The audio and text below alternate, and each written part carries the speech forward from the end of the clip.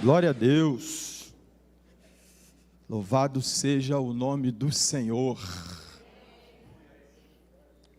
Meus irmãos, nós estamos no mais uma campanha do culto da resposta, e semana passada quem abriu a campanha desse mês foi o nosso querido irmão Douglas, e o tema da nossa campanha é reação, fazendo alusão a reagirmos ao Espírito Santo do Senhor. E o Douglas, então, ele utilizou o texto muito conhecido de Atos, do capítulo 2, onde ali a gente tem a narrativa do grande mover de Deus na história da humanidade, aquilo que viria a ser o divisor de água na história da humanidade, a partir daquilo que ele começou a fazer na igreja. E quando a gente fala de reação, o termo, no dicionário, ele diz, agir em consequência da ação de outro. E isso é muito comum a gente viver esse tipo de comportamento no nosso dia a dia, quando a gente encontra com as pessoas que cruzam os nossos caminhos.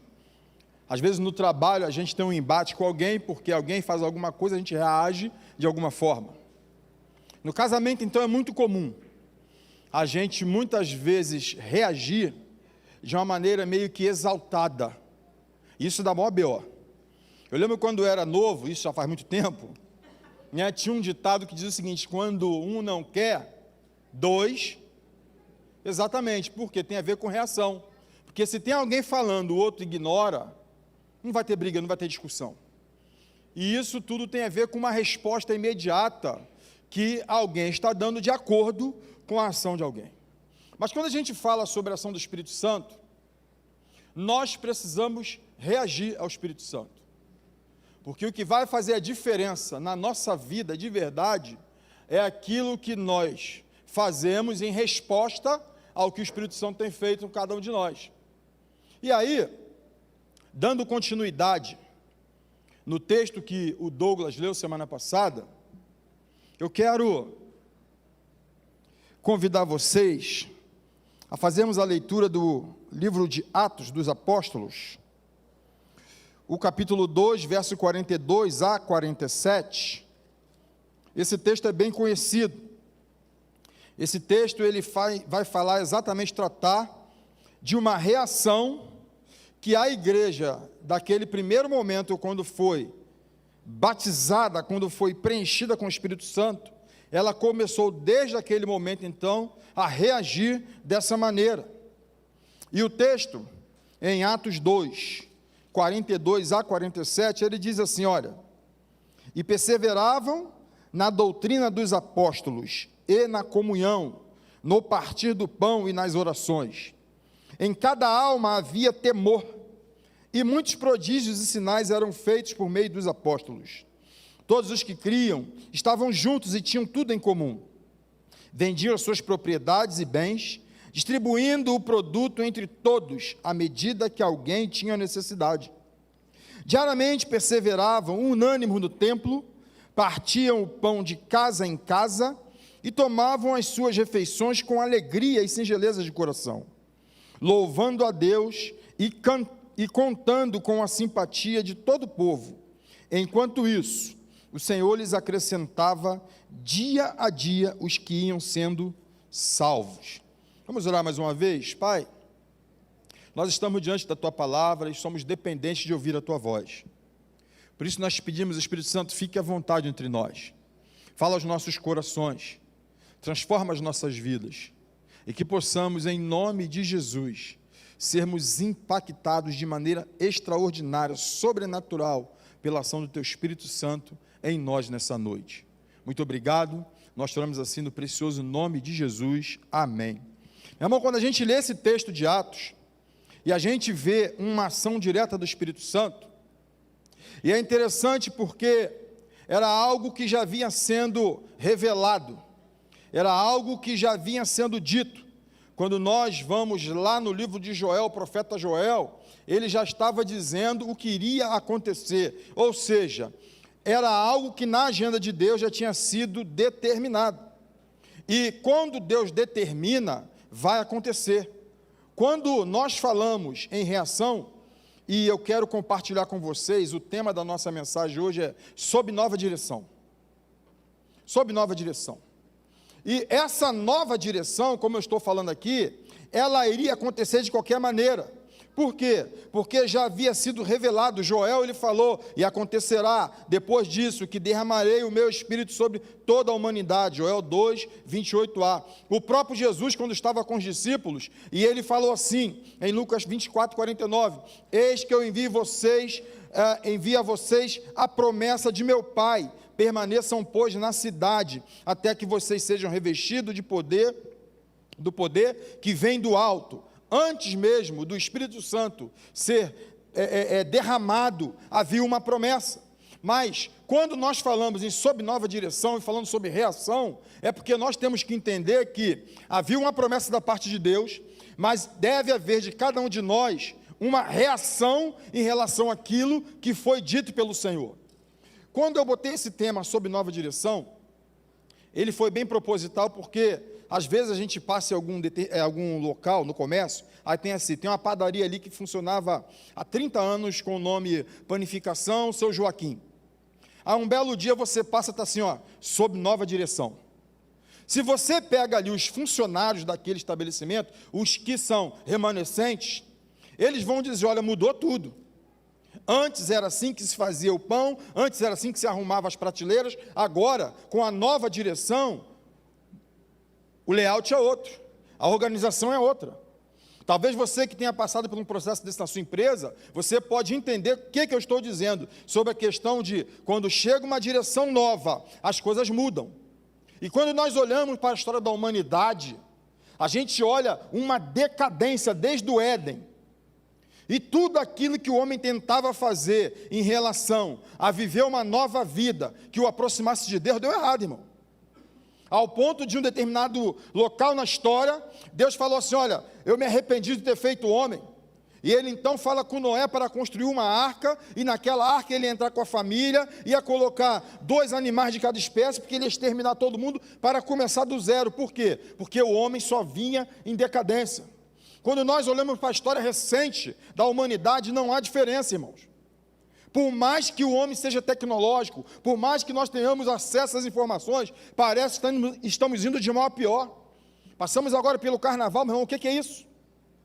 Meu irmão, é o inferno. O carnaval parece que as pessoas falam assim, olha, ninguém é de ninguém, só não vale morrer. Pelo menos a curto prazo. Porque a longo prazo, o que a gente vê, né? Por quê? Porque é uma história da humanidade. Quando a gente fala sobre nova direção, a partir do derramamento do Espírito Santo, tudo tem que mudar. E a primeira coisa que me chama a atenção nesse texto, porque o autor da transformação, quem dirige tudo, é o próprio Espírito Santo. Você percebe que em Atos, capítulo 2, quando houve aquela movimentação em Pentecoste, e fala assim, e todos ficaram cheios do Espírito Santo. Irmãos, ali começou uma nova história. Ali começou a se escrever uma nova fase na história da humanidade. O Espírito Santo é quem gera em nós o comportamento de quem nós devemos ser. E foi isso que o apóstolo Paulo orientou lá em Gálatas 5, 22 e 24, quando ele diz assim, olha, mas o fruto do Espírito é amor, alegria, paz, longanimidade, benignidade, bondade, fidelidade, mansidão, domínio próprio. Contra essas coisas não há lei. E os que são de Cristo Jesus crucificaram a carne com suas paixões e os seus desejos. Irmãos, esse é o caminho para quem deseja andar sob a nova direção.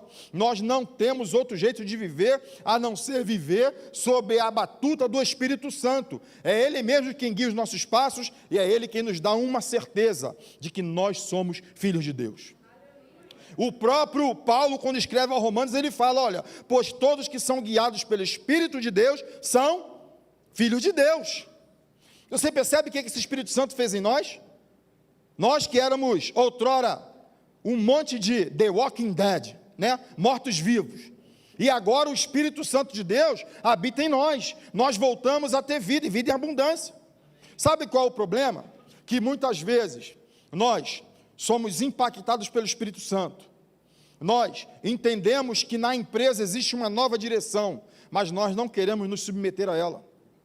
Porque o texto é claro em dizer que o fruto do Espírito é amor, alegria, paz, irmãos, longanimidade, benignidade. Não tem como sermos cheios do Espírito Santo se não tivermos essas marcas, ou seja, o fruto do Espírito que é gerado dentro de nós. Como tem sido a sua relação com as pessoas do seu dia a dia? Sério, irmão, quando a gente fala de reação, na boa, como é no trânsito? O trânsito é o grande vilão, irmão. O trânsito, irmãos, eu ando de moto, vocês sabem, eu evito buzinar. Daniela fica assim, buzina, eu não precisa. Mas é interessante que eu vou abrir a caixa agora aqui, ela fica assim para mim, buzina, eu falo, não vou buzinar. Um belo dia ela estava dirigindo, aí passou o motoqueiro e deu uma buzinada, ela, meu Deus, para que buzina? Eu falei, quer dizer que eu tenho que buzinar, mas o outro não pode. É reação, irmão. É uma reação. Queridos, nós temos que ser aqueles que vai andar na contramão. Aí uma vez eu estava num grupo de WhatsApp falando sobre essas questões, porque todo mundo bota a culpa em todo mundo. A culpa é do presidente, a culpa é da polícia, a culpa é do médico, a culpa é do cracudo, a culpa é de todo mundo. Só não é a culpa de quem fala no espelho. Quem fala no espelho é a perfeição. E aí, eu conversando num grupo, aí falaram assim, mas você tem que entender que nós somos pecadores, Jesus era outro nível. Eu falo, beleza, você até me convenceria se não tivesse existido um tal de Estevão na Bíblia, porque no capítulo 7 de Atos, esse moço passou pela prova, ele foi acusado injustamente, ele foi apedrejado, ele foi levado ali para responder algo, porque ele estava fazendo a obra de Deus, e em momento algum, esse moço, ele reagiu de acordo com os seus agressores. Então não conversa comigo assim não, vai contar essa história para boi dormir, para mim não. Por quê? Porque nós somos impactados pelo Espírito Santo de Deus, e se nós somos impactados pelo Espírito Santo de Deus, nós precisamos fazer com que dentro de nós gere os frutos do Espírito. A outra coisa que me chama a atenção nesse texto, é que quando eles foram impactados pelo Espírito Santo, quando eles perceberam que estava sob nova direção, eles perseveravam na doutrina dos apóstolos, irmãos. Irmãos, isso aqui é muito sério, porque quando nós falamos na doutrina dos apóstolos, estamos falando da palavra de Deus, era aquilo que os apóstolos ensinavam, palavra de Deus. Qual é o grande problema? O grande problema é que nós queremos ser crentes, movidos, sabe o quê? Ao WhatsApp. Crente movido à rede social. Irmão, tem crente que é tão miserável, desculpa a expressão, que o único texto bíblico que ele lê na semana é um versículo no status de alguém. De boa, irmão. Pega para um crente desse novo aí. Aqui não, a atitude é outro nível. Aqui só tem crente de atitude. Porque você chega num lugar desse e fala assim, irmãos, abra a sua Bíblia. No profeta Obadias. Aí o cara fala assim, Obadias? Quem é Obadias, meu Deus? A esposa da Catuca fala assim, ô seu ignorante, é o Obadias que vende tomate na feira. Ninguém sabe nada, irmão, de Bíblia. Hoje em dia está todo mundo aqui no aplicativo, molezinha. Eu quero ver na minha época, lembra do nosso tempo? Desembainhar a espada, 1, 2, meu irmão, se fizer isso, outro tem crente que vai ter AVC. Vai começar a babar, quem que foi? Estou passando mal, conversa, porque não sabe abrir a Bíblia. Querido, eles perseveravam na doutrina dos apóstolos. Meu irmão, nós temos que criar o hábito de ler a palavra de Deus. Deixa eu dizer uma coisa para você, se tem alguém que conhece essa tal da palavra de Deus, é o Satanás. Querido, Satanás, ele deita e rola. Tem gente que está bebendo água podre dentro da igreja, porque não tem o costume de perseverar na doutrina dos apóstolos, e isso dá BO, deu BO lá no Éden, porque Deus liberou uma palavra para o homem e para a mulher, bastou a serpente chegar na orelha da mulher, e ela abriu mão da palavra de Deus para se prostrar diante da palavra da serpente. Querido, quando nós olhamos para os discípulos de Jesus, Pedro abriu mão da palavra de Jesus, e foi ouvir as suas próprias palavras, sua convicção, negou Jesus. Quando nós olhamos a palavra de Deus, irmãos, os discípulos, Judas abriu mão da palavra de Jesus, e ele então vendeu Jesus por 30 moedas de prata. Nós precisamos ser aqueles que vamos viver de acordo com a palavra de Deus. Crente que não lê Bíblia está fadado ao fracasso, irmãos. Crente que não persevera na doutrina dos apóstolos está fadado a cair. Eu vou dar uma sugestão de leitura para você.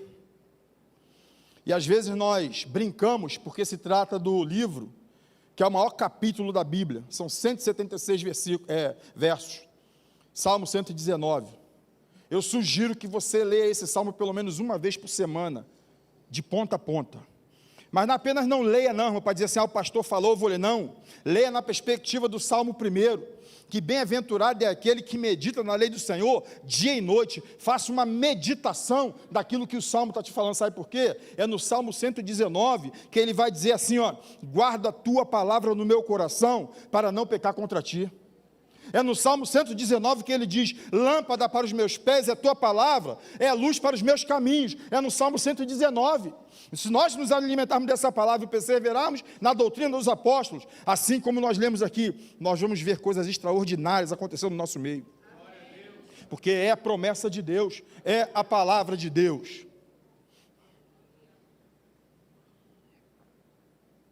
A outra coisa que me chama a atenção é que eles foram impactados pelo Espírito Santo, e eles então perseveravam na comunhão.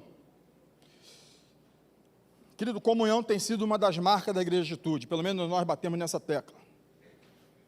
Na célula, então, aleluia, comunhão é glória a Deus. Comunhão é o local de cuscuz salgado, pão de queijo. Papai, o negócio é tenso, difícil é brigar com a balança depois, mas faz parte da comunhão. Porque o irmão engorda junto contigo, ele não pode chamar de gordo. Aí vai todo mundo juntinho para a balança, beleza. Mas a comunhão era algo que fazia parte, era uma marca da igreja. Quando Jesus, certa vez, ele expulsa o demônio, e aí os fariseus falam assim, ele expulsa demônio por Beelzebu. Aí Jesus fala assim, olha, todo reino dividido contra si mesmo ficará deserto, e toda cidade ou casa dividida contra si mesmo não subsistirá. Ou seja, aqueles religiosos estavam querendo colocar na conta de Jesus o fato dele expulsar o demônio, sendo ele o próprio agente do demônio. E Jesus fala, não tem como um reino dividido subsistir.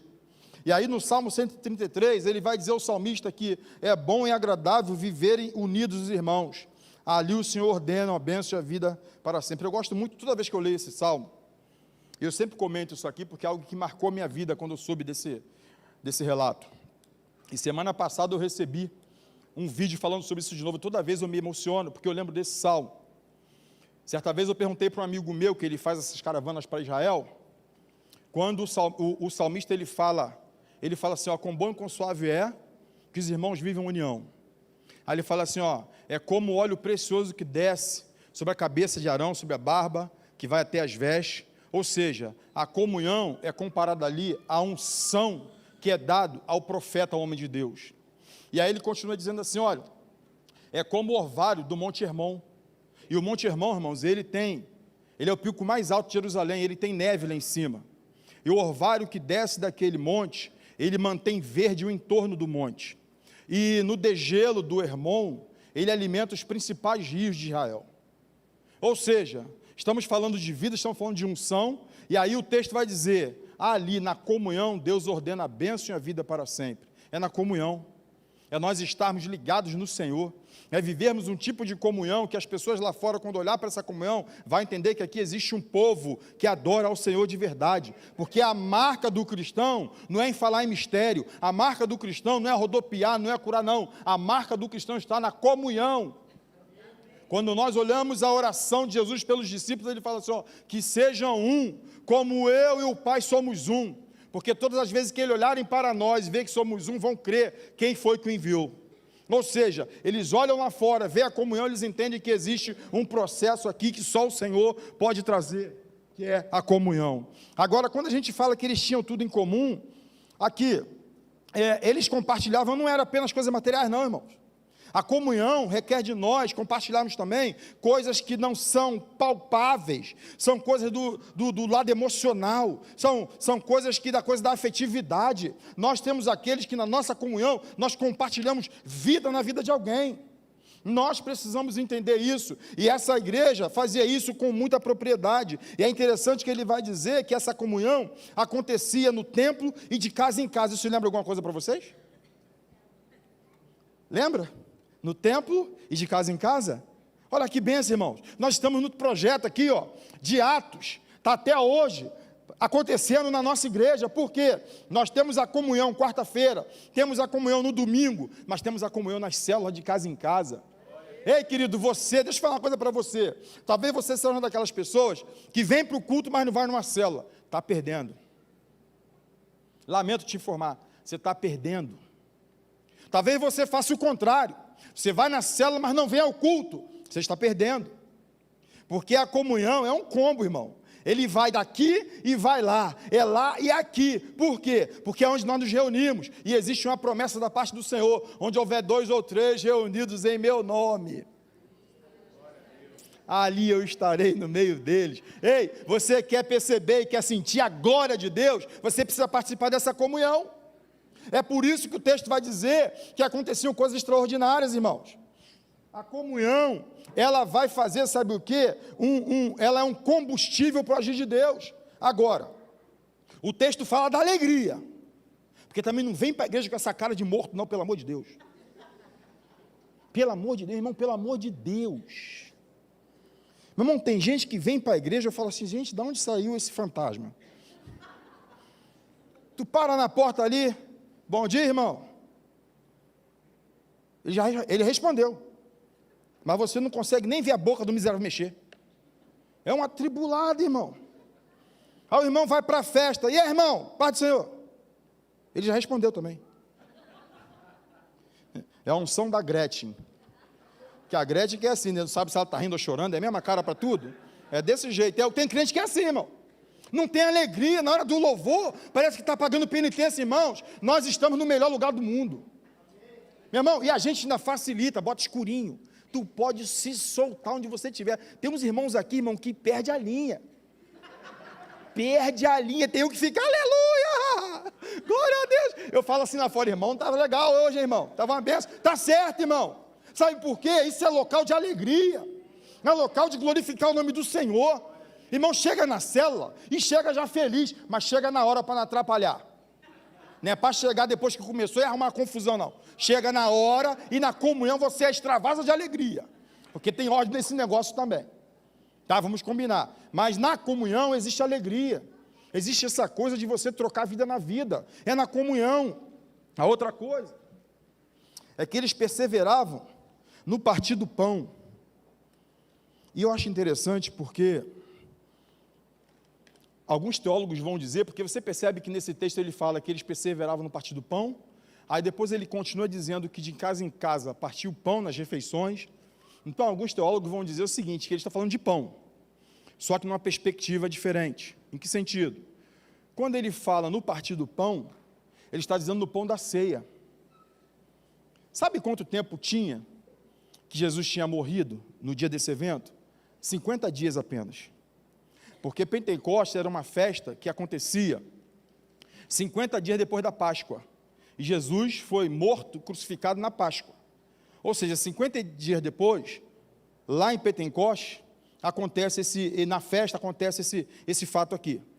E aí, quando eu leio esse texto, quando o texto diz assim, eles partiam o pão, eu acho que os discípulos estavam lembrando da última ceia, da mensagem que traz a ceia. E eu vou te falar, meu irmão, o culto de ceia é um dos cultos mais lindos que eu participo na igreja. O culto de ceia é o culto que mais me leva a uma reflexão. Porque a própria orientação quanto à ceia, quando Paulo escreve lá em 1 Coríntios, ele fala assim, olha, porque eu recebi do Senhor aquilo que também vos entreguei. O Senhor Jesus, na noite em que foi traído, ele pegou o pão, tendo partido, ele deu graça e disse, esse é meu corpo, que é partido por vós. A ceia está representando ali o sacrifício de Jesus por nós. Então, quando ele fala aqui, que eles perseveravam no partir do pão, a impressão que eu tenho é que não saía da mente deles aquilo que Jesus fez, por isso que eles tinham o comportamento que tinha, querido. Quando nós entendemos o que Jesus fez naquela cruz, a nossa vida vai mudar. Meu irmão, o que Jesus fez naquela cruz, ninguém pode fazer.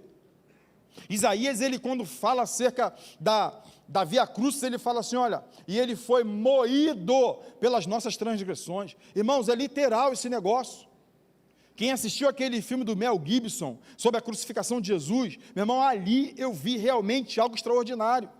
Jesus foi desfigurado, e o texto de Isaías vai dizer, sabe o quê? Olhando nós para ele, nenhuma beleza víamos para que o desejássemos. O Isaías estava falando do Jesus na cruz, todo arrebentado, ninguém queria olhar, as pessoas viravam o rosto, alguém que escondia o rosto dele, porque ele estava todo desfigurado. Então os discípulos estavam lembrando disso. Olha, quando vocês se reunirem, lembra do que ele fez? Pensa um pouquinho no que ele entregou por você. E nós precisamos viver isso, irmãos, essa expectativa e essa experiência de saber que a morte de Jesus é o motivo de nós estarmos aqui hoje. Se Jesus não tivesse morrido e ressuscitado, nós não estaríamos aqui hoje, irmãos. Tem uma música que, essa música eu acho que ela nem foi muito badalada, e tem um refrão na parte que ela fala assim, ó, que amor é esse? Graça incalculável, não tem interesse, não quer nada em troca, sua vontade é boa, perfeita e agradável para mim. É exatamente isso. Que amor é esse? É graça incalculável. Nós temos que nos reunir e lembrar daquilo que foi feito na cruz. Querido, quando eu falar para você que estamos sob nova direção, que há aqui um impacto do Espírito Santo na minha e na sua vida, você precisa reagir sob a perspectiva de que Jesus morreu no seu lugar. E eles perseveravam na oração. Irmãos, a oração precisa ser um estilo de vida do crente, irmãos. No culto do mês passado, quando eu preguei aqui, eu falei sobre a oração do Pai Nosso, e o tema da minha mensagem era mais que uma oração, estilo de vida. E nós precisamos ter a oração como estilo de vida. Nós precisamos ser aqueles, irmão, quando nós acordamos, a primeira coisa que nós fazemos é orar ao Senhor. No dia a dia, sabe, você está indo para o trabalho, fale com o Senhor. Quando você for tomar um remédio que for, fale com o Senhor. Quando você for beber um copo d'água, fale com o Senhor. Você sabe por quê? Tudo isso que para você é muito normal, tem muita gente que hoje não pode fazer. Tem gente que hoje não pode levantar de uma cama. Tem gente que hoje não pode sair para trabalhar. Tem gente que não pode beber um copo d'água. Tem gente que não pode vir à igreja. Nós precisamos criar um hábito de oração, porque a oração vai nos aproximar do Senhor. A oração pode revelar coisa para mim e para você extraordinária. Foi por isso que Jesus orientou, olha, entra no secreto, e o Deus que te vê no secreto, Ele vai atender sua oração, Ele vê. E aí quando você vê em Atos capítulo 4, vai dizer assim, ó, tendo eles orado, tremeu o lugar onde estavam reunidos, todos ficaram cheios do Espírito Santo e com ousadia anunciavam a palavra de Deus. Sabe que texto é esse? A perseguição tinha sido instaurada na igreja, irmão. O Espírito Santo desceu na igreja no capítulo 2, no capítulo 4, o pau já estava quebrando. Eles já estavam sendo perseguidos, eles estavam indo diante das autoridades para responder por que estavam pregando. E aí numa dessa, Paulo e Silas, eles saem, Pedro e João saem, e eles, quando eles são libertos, a igreja estava orando, eles começam a se mover em oração, e o texto vai dizer que ficaram todos cheios do Espírito Santo. O lugar onde eles estavam tremeu, irmão. Isso é o poder da oração. E aí, no capítulo 12, vai dizer assim, ó, e assim Pedro estava guardado na prisão, mas havia incessante oração a Deus por parte da igreja a favor dele. Pedro estava preso, acorrentado, e a igreja orava, a igreja orava, a igreja orava. Eu abro um parênteses para te convidar para o nosso próximo 72 horas de oração. Meu irmão, nós temos vivido aqui milagres. 72 horas de oração, não perca essa oportunidade de viver uma experiência sobrenatural. E aí o texto vai dizer que eles oravam, então o anjo foi lá e tirou Pedro daquelas correntes. Em outra parte também vai dizer o seguinte, que perto da meia-noite, Paulo e Silas oravam e cantavam, eles estavam presos, irmãos, mas eles oravam e cantavam na cadeia. Eis que de repente um terremoto sacudiu as estruturas daquela prisão, e o texto vai dizer então, que eles foram libertos. O poder da oração. Eu não sei qual a prisão que está te prendendo hoje, eu não sei o que você está vivendo hoje, mas eu posso te garantir que a oração pode mudar a sua história, a oração pode reescrever uma nova história na sua vida. Você precisa ter e criar o hábito de orar ao Senhor. E para terminar, eles perseveravam em ser um para o outro. Talvez esse aqui seja o maior segredo da igreja, irmãos. O texto, no verso 44 e 45, diz assim, ó, todos os que criam estavam juntos, tinham tudo em comum, vendiam suas propriedades e bens, distribuindo os produtos entre todos, à medida que alguém tinha necessidade. Quando eu falo em prevalecer em ser um para o outro, nós precisamos ser Jesus na vida de alguém. Não existe essa conversa de você aceitar Jesus, de você vir para a igreja, ir para a célula, fazer o que você faz, canta, oferta na casa do Senhor. Mas se você não for Jesus na vida de alguém, você perdeu algo nessa história toda. Porque quando nós nos aproximamos de Jesus, automaticamente, nós somos impulsionados a outra pessoa. Você quer ver uma coisa? João 10, Jesus fala o seguinte, eu sou a porta. O artigo foi definido, irmão. Ele não é uma porta, ele é a porta. Beleza? Aí ele fala, quem entrar por mim será salvo. Sairá, entrará, encontrará pastagem. Ou seja, a mesma porta, entra e sai. Só que Jesus fala assim para você, vinde a mim, todos vós que estáis cansados, sobrecarregados, e eu vos aliviarei. Ele fez um convite para você. Você está cansado, sobrecarregado, você entra pela porta, ele vai te aliviar. Só que quando você entra do lado de dentro da porta, você foi aliviado, tirou o peso das suas costas. Quando você olha para a mesma porta, na perspectiva do lado de dentro, tem outro letreiro. Ide por todo mundo, pregar o evangelho a toda criatura. Você está entendendo? É a mesma porta. A porta que te põe para dentro para edificar, é a porta que te convida a sair para abençoar a vida de alguém. E nós precisamos entender isso. Quando Jesus, ele entra no templo, Lucas 4, 18 e 19, ele entra no templo e vai dizer o texto então, que ele pega ali o livro. Ele abre lá Isaías, e o texto que ele lê é, o Espírito do Senhor está sobre mim, porque ele me ungiu para evangelizar os pobres, enviou-me a proclamar a libertação aos cativos, restauração da vista aos cegos, para pôr em liberdade os oprimidos e proclamar o ano, para pregar ao cativo, para libertar, para curar. Nós somos para o outro. Querido, nós temos que mudar e virar a chave da nossa cabeça. Nós precisamos exercer na sociedade uma função que Jesus exerceu no tempo dele. Aonde ele passava, tinha um necessitado, ele atendia a demanda e curava, ele multiplicava pães. Nós hoje somos o Jesus dessa geração. Só vamos fazer isso quando nós formos de verdade impactados pelo poder do Espírito Santo. Quando nós reagimos à ação do Espírito Santo em nós, irmãos, o mundo vai ser virado do lado avesso. A responsabilidade é minha, a responsabilidade é sua, porque o Espírito Santo habita em nós, amém? Se o Espírito Santo habita em nós, não tem por que sair de nós nada que não seja fruto do Espírito Santo.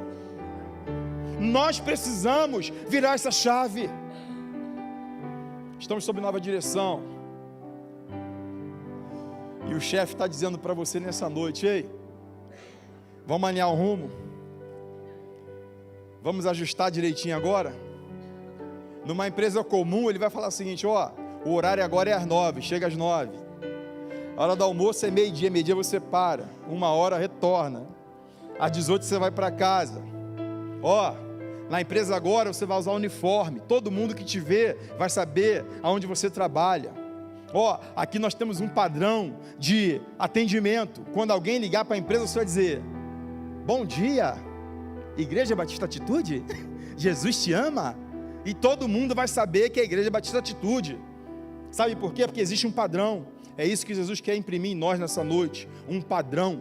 Quando as pessoas olharem para nós e falar assim, ó, igual a Sunamita falou, ó, eu tenho observado esse moço, hein? E eis que eu tenho visto, santo homem de Deus. Só de passar era identificado como alguém que pertencia a um sistema, o sistema do reino dos céus. Que tal a gente virar essa chave hoje? Que tal a gente passar a viver uma experiência sobrenatural, transcendente? Que tal?